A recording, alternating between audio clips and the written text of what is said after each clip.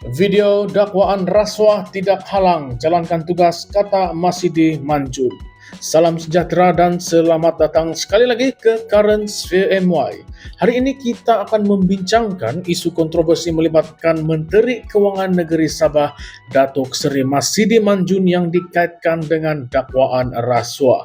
Masidi telah menyatakan bahwa video yang tersebar tidak akan menjejaskan tugasnya sebagai adun dan menteri.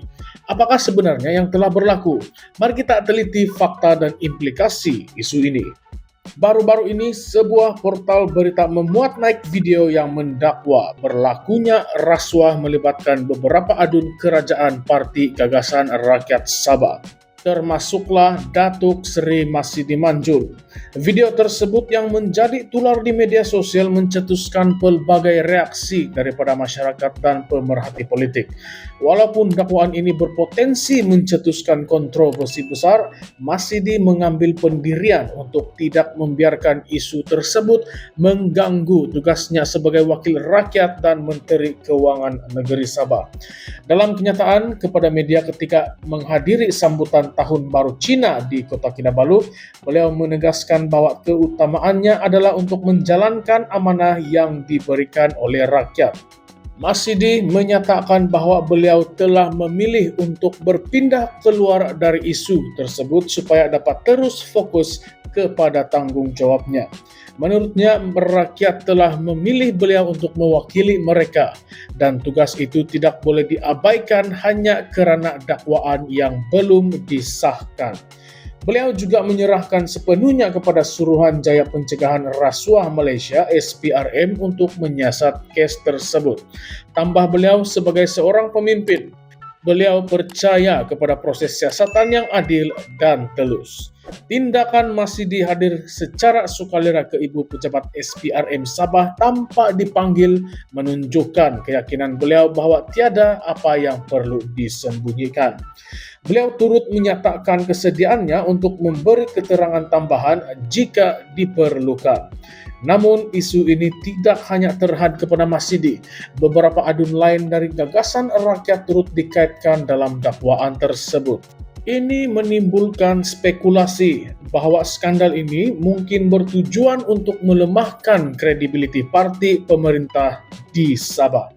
Dalam suasana politik negeri yang sentiasa dilanda ketidakstabilan, dakwaan seperti ini berpotensi memberi kesan besar kepada pandangan rakyat terhadap gagasan rakyat, khususnya menjelang pilihan raya negeri akan datang.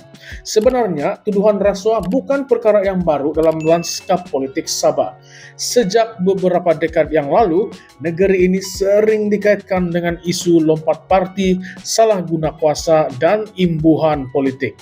Pada tahun 2023, beberapa adun dari pelbagai parti politik juga pernah disiasat oleh SPRM atas dakwaan salah guna kuasa, tetapi kebanyakan kes tidak membawa kepada pendakwaan.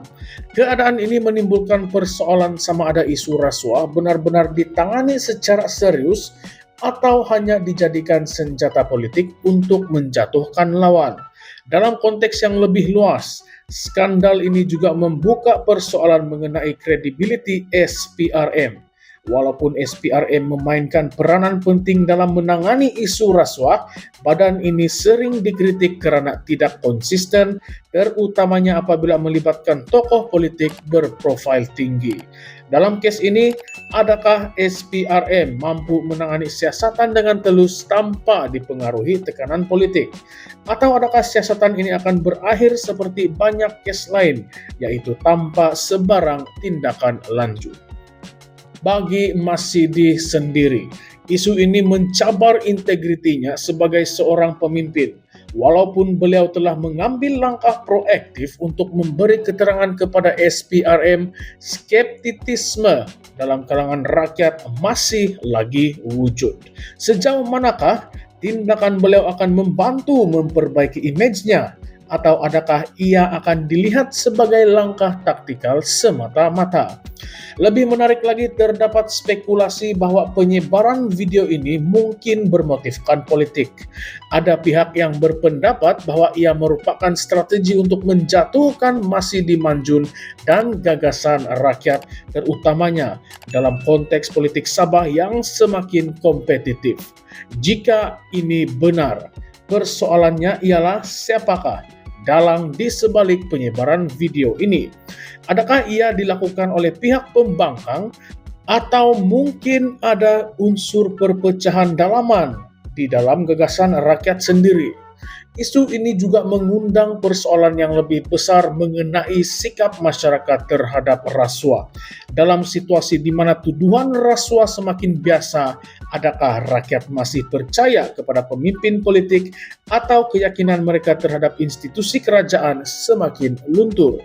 Dalam konteks Sabah, di mana isu pembangunan dan ekonomi sering menjadi perhatian, tuduhan seperti ini boleh menjejaskan kepercayaan rakyat kepada kerajaan negeri untuk membawa perubahan yang positif.